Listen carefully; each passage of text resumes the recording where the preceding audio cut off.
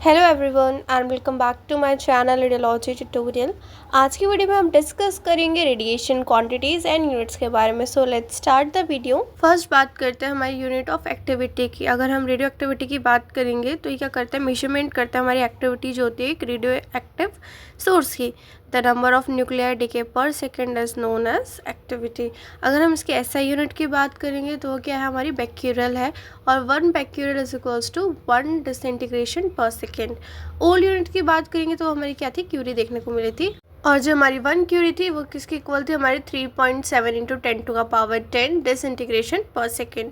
इस टॉपिक में से जो हमारी मोस्ट इंपॉर्टेंट कन्वर्जन्स पूछी जाती है हमारे कॉम्पिटिटिव एग्जाम्स में वो है हमारी 1 मिली क्यूरी किसके इक्वल होती है, हमारी 37 मेगा बैक्यूरल्स के इक्वल देखने को मिलता है। और 1 जो हमारा माइक्रो क्यूरी है वो किसके इक्वल देखने को मिलता है, 37 किलो बैक्यूरल के इक्वल देखने को मिलता है।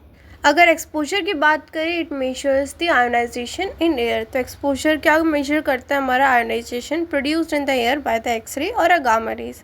एसआई यूनिट की बात करेंगे तो वो हमारा क्या देखने को मिलता है, कॉलम केजी देखने को मिलता है।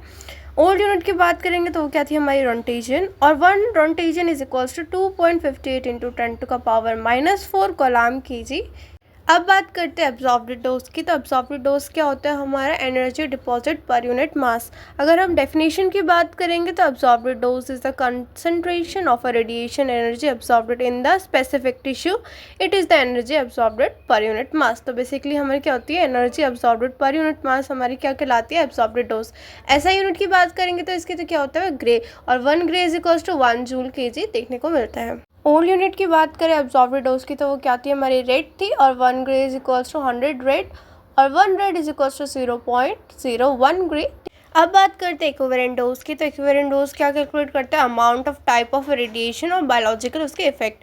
एसआई यूनिट की बात करें तो हमारी इक्विवेलेंट डोज की एसआई यूनिट क्या देखने को मिलती है, हमारी सीवर्ट देखने को मिलती है। ओल्ड यूनिट की बात करेंगे अगर इक्विवेलेंट डोज की तो वो क्या थी, हमारी रैम थी। और 1 sievert is equals to 100 M देखने को मिलता है।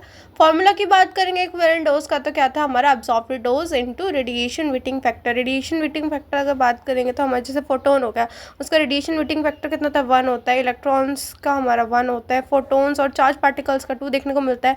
अल्फा पार्टिकल, फिजन फ्रेगमेंट्स और हैवी आयंस का कितना देखने को मिलता है, 20 तक देखने को मिलता है वेटिंग फैक्टर।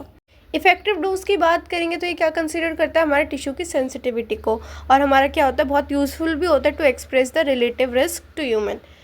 इफेक्टिव डोज को हम कैसे कैलकुलेट कर सकते हैं, हमारा जो टिश्यू वेटिंग फैक्टर होता है उसको मल्टीप्लाई किया जाता है हमारे इक्विवेलेंट डोज के साथ और उसके थ्रू हम क्या कैलकुलेट करते हैं, हमारा effective dose.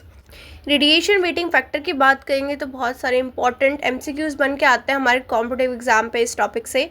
X ray, gamma and beta particles का हमारा जो वेटिंग फैक्टर होता है वो 1 तक देखने को मिलता है। न्यूट्रॉन्स का कितना देखने को मिलता है, 5 से 20 के बीच तक देखने को मिलता है। अल्फा पार्टिकल का कितना वेटिंग फैक्टर देखने को मिलता है, हमारा 20 तक देखने को मिलता है। वहीं अगर दूसरी तरफ बात करेंगे हम टिश्यू वेटिंग फैक्टर के, तो जिसके हमारे बोन मैरो हो गया, कोलॉन हो गया, लंग हो गया, स्टमक हो गया, तो इनका कहाँ तक देखने को मिलता है, 0.12 तक हमारा देखने को मिलता है वेटिंग फैक्टर। ब्रीस्ट और रिमाइंडर टिश्यूज़ का कितना देखने को मिलता है, 0.08। गोनैड्स का भी हमारा 0.08 तक देखने को मिलता है।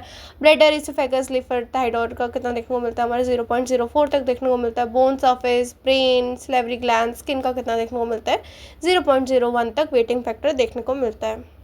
अब बात करते हैं कर्मा के बारे में, which is are kinetic energy release per unit mass और it measures the amount of radiation energy deposit और absorbed in a unit mass of air.